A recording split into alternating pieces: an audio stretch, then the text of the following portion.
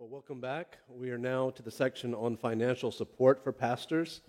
Vítejte zpět. My se v této hodině začneme finanční podporou pro starší, pro kazatele. So let's turning our Bibles to 1 Corinthians chapter 9. Pojďme se podívat do prvního listu Korinským, do 9. kapitoly. And we'll read verses 4 through 14. A budeme číst verše 4 až 14. První list Korinským 9, 4 až 14. Apoštol Pavel píše, což nemáme právo jíst a pít, což nemáme právo mít s sebou věřící manželku, jako i ostatní apoštolové a bratři pána, i Kéfas, či jenom já a Barnabáš nemáme právo nepracovat. Kdo pak kdy koná vojenskou službu na vlastní náklady, kdo vysazuje vinici a nejí její plody, nebo kdo pečuje o stádo a nepije z mléka stáda. Říkám to jen podle lidského úsudku? Nepraví to i zákon? V Mojžíšově zákoně je přece napsáno, nedáš náhubek volu, který mlátí obilí. Má tu Bůh na mysli jen voli, nebo to říká hlavně kvůli nám? V skutku pro nás bylo napsáno, že ten, kdo orá, má orat v naději, ten, kdo mlátí, má mlátit v naději, že dostane svůj podíl. Jestliže jsme u vás zaseli duchovní věci, bude to něco mimořádného, když budeme sklízet vaše tělesné věci. Jestliže se jiní podílejí na tomto právu vůči vám, neměli bychom tím spíše my? My jsme však tohoto práva nevyužili. Nýbrž všechno snášíme, abychom nekladli žádnou překážku evangeliu Kristovu. Nevíte, že ti, kdo konají chrámovou službu, jedí z pokrmu chrámu a ti, kdo slouží při oltáři, mají s oltářem podíl na obětech? Tak i Pán nařídil, aby ti, kteří evangelium zvěstují, z evangelia žili. Right. Also in 1 Timothy 5, we don't have to turn there, but talks about giving double honor to those who labor in the word. Kdybyste se podívali do prvního listu Timoteova, do 5. kapitoly, tak byste viděli, že starší, kteří dobře vyučují Boží slovo, jsou hodni dvojí cti. So I think we can make a distinction between the elders who give most of their life to shepherding and labor in the word and prayer, to be paid, whereas some elders might be working a secular job and not be paid by the church. A tak si myslím, že ten rozdíl, který bychom zde mohli vykreslit a který zde jasně vidíme, je, že když budete mít pluralitu starších a někteří z těchto starších se budou plnočasově věnovat studiu písma, výkladu písma, kázání písma, tak tito jsou hodni toho, aby byli finančně podporováni sborem, zatímco také mezi těmito staršími budou starší, kteří se nebudou namáhat výkladem písma, kteří budou mít třeba nějaké sekulární zaměstnání a tím o ně bude postaráno. And I think the sense there in 1 Timothy is that these are men that are being faithful in these four elements of shepherding. Důraz v prvním listu Timoteově je důraz na ty starší, kteří jsou věrní v těch 4 bodech toho, co pastýři dělají. That this is not just a man who shows up on Sunday morning and preaches stories, but he labors in knowing and leading and feeding and protecting the sheep. To, koho má Pavel na mysli, když píše Timoteovi, nejsou muži, kteří se ukáží pouze v neděli ráno a potom tam vypráví nějaké příběhy, ale má na mysli muže, kteří pasou své stádo, jsou se svým stádem, znají své stádo, chrání své stádo, krmí své stádo a vedou své stádo. And that if you're doing that, it is not only a full-time job, but a more than a full-time job. A pokud něco takového děláte, tak to není pouze plnočasová služba, je to více než plnočasová služba.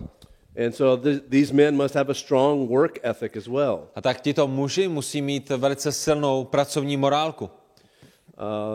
I remember Paul Washer talking about a man who would come frequently to his office to visit. Pamatuji si, jak Paul Washer vyprávěl, že byl jeden muž, který často přicházel k němu do kanceláře na návštěvu. And that he would just come just to talk. Přišel a chtěl si povídat.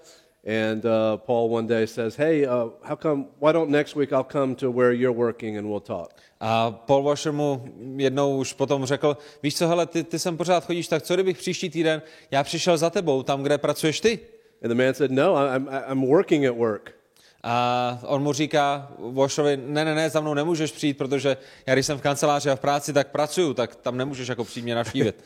And Paul said, well, that's what I'm doing here, but I can't work because you're wanting to talk. A Paul Washer mu říká, no právě, a tady to je moje kancelář a tady pracuju já, ale vždycky, když sem přijdeš, tak nemůžu pracovat. And it's not that the man was wanting a discipleship relationship and talking about meaningful things. It was, let's talk about the weather, football, whatever. A tenhle ten člověk, který samozřejmě chodil do Washerovy kanceláře, tam nechodil kvůli tomu, že měl problémy, že chtěl biblické poradenství, že potřeboval nějakým způsobem poradit, ale jednoduše přišel na kavčo a sednout si a povykládat o nepodstatných věcech. And that a lot of people misunderstand. They think, well, the pastor just works one day a week. A mnoho lidí má takový velice mylný pohled na to, co pastýři starší dělají a myslí si, že pracují pouze jeden den v týdnu. But this is a ministry that affects your whole life. It takes your whole life, your whole week. It is a full-time job. Ale my víme, že pastorační služba je celotýdenní službou, že vyžaduje veškerý náš čas a veškeré naše úsilí. And so if a pastor is doing this work and the church appreciates that work and wants him to continue investing in that, they will not want him to have to get a part-time job or a full-time job that would take him away from that ministry. A tak pokud pastýř dělá to, co dělat má, jak to dělat má a stará se o stádo a sytí své stádo a vyučuje Boží slovo svému stádu, potom stádo nebude chtít, aby jejich pastýř si musel jít najít nějaké druhé sekulární zaměstnání, proto aby mohl podpořit sebe a svou rodinu, nebudou chtít, aby mohl žít z evangelia. Now, going to the next point, what kind of authority do pastors have? Dalším bodem je otázka toho, jakou autoritu pastýři mají. Do they rule over their members like dictators, trying to tell people what to do in every aspect of their life, or they'll be kicked out of the church? Vládnou nad ovečkami, které jsou jim svěřeny jako diktátoři, kteří zasahují do každého detailu života svých oveček a pokud se ovečky nepodřídí všem těmto příkazům, tak budou vyhozeny ze sboru? No, it's a loving spiritual care of a shepherd with sheep. Ne, je to autorita, která je milující, která je v tom správném vztahu mezi pastýřem a ovcemi. But the verses that I have here, I want you to see that there is a type of authority given to pastors to have authority over the sheep. Ale v těch poznámkách, které máte, vidíte několik veršů, které jsem zde zmínila. Chci, abyste rozuměli tomu, že pastýři mají autoritu, která je odvozenou autoritou nad svými ovcemi. But notice in the outline do not just say authority, but derived authority. A to, co je důležité, je, že já tam nezmiňuji, že mají autoritu, ale záměrně jsem řekl, že mají odvozenou autoritu. Because like we see in Acts 20, the text is clear that the Holy Spirit made the men overseers, not they themselves. A to, z čeho je odvozená, je například ve Skutcích 20, kde vidíme, že je to Duch Svatý, který je ustanovil k tomuto úkolu. Oni se neustanovili sami, nemají svoji vlastní autoritu, ale byli ustanoveni Bohem. That in reality the shepherds themselves are under shepherds to the great shepherd, Christ himself. Pastýři ve skutečnosti jsou pouze pod pastýřemi tomu hlavnímu pastýři, kterým je Kristus. But if you look at these passages, it shows that the shepherds have charge over the flock. They rule over the flock.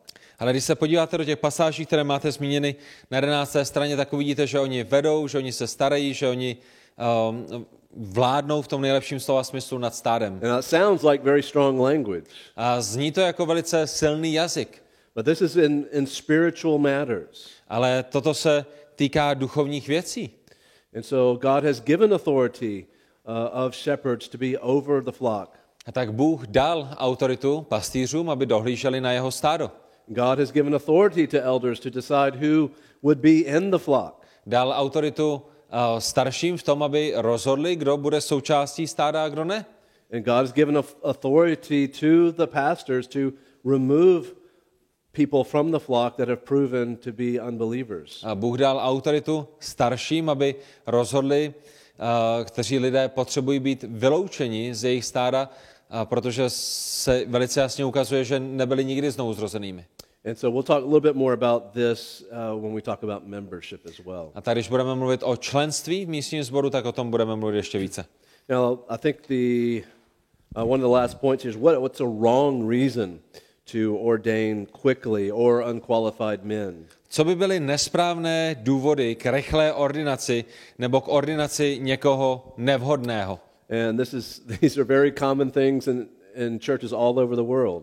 A tohle to jsou naprosto běžné důvody, i když jsou nesprávné, v církvích po celém světě.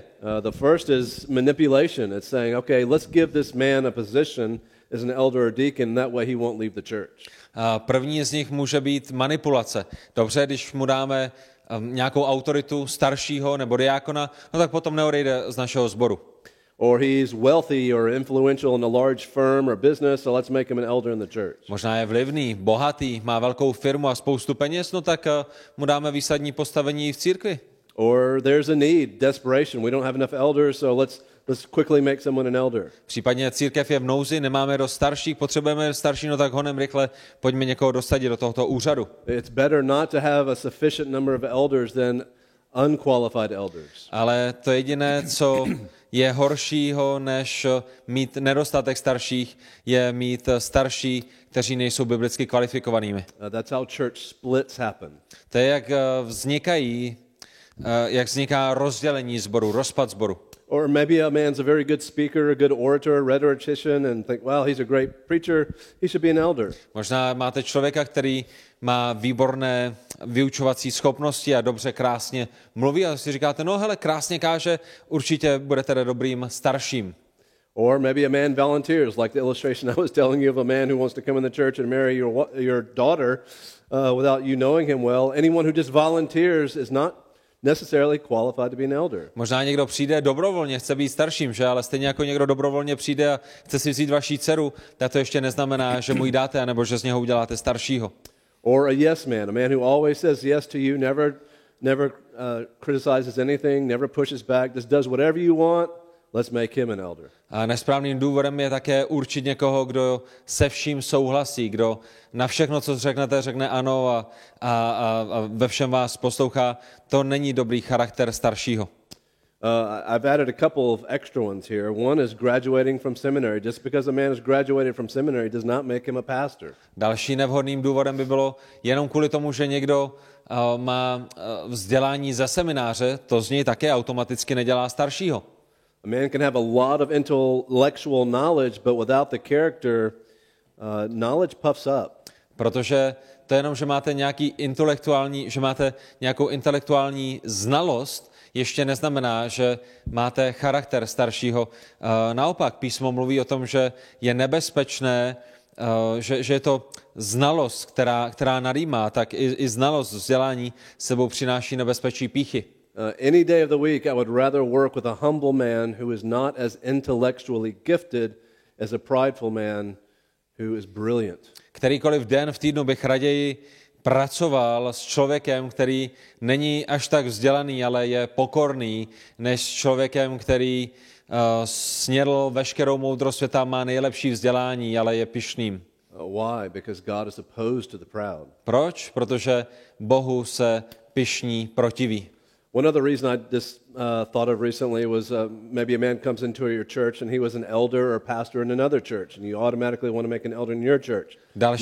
Dalším nesprávným důvodem by bylo, řekněme, že přijde nový muž do vašeho sboru, který v minulosti někde byl starším, no tak automaticky to znamená, že i v našem sboru ho uděláme starším. Ne, to je také by mohl být nesprávný důvod. Right, so after all that we've said about this, what is the end goal for the church? A tak po všech těchto věcech, které jsme řekli a zmínili, co je konečným cílem církve? Immediately when you say that, you think the glory of God, the majesty of God, the growth of the church. Možná bychom řekli oslava Boží, růst církve. But when I'm asking that question, I'm asking in terms of this process that we go from evangelism to nurturing, to identifying faithful men, to church planting. What's the end goal? Ale když se ptám na ten konečný cíl, tak je to v souvislosti s tím, že evangelizujeme, učedníkujeme, připravujeme věrné k tomu, aby dál pokračovali v službě. V tomto smyslu, co je konečným cílem? Do we want to do that and then we're going to start a school, a seminary and hospitals and keep going that way. A chceme udělat tohle a když to tady máme splněno, no tak začneme školy a semináře a budeme stavět nemocnice a vydáme se tímto směrem. Well, let's look at the end goal for Paul and Barnabas. Pojďme se podívat na to, co bylo konečným cílem pro Pavla a Barnabáše. Acts 14:23. Ve Skutcích 14:23.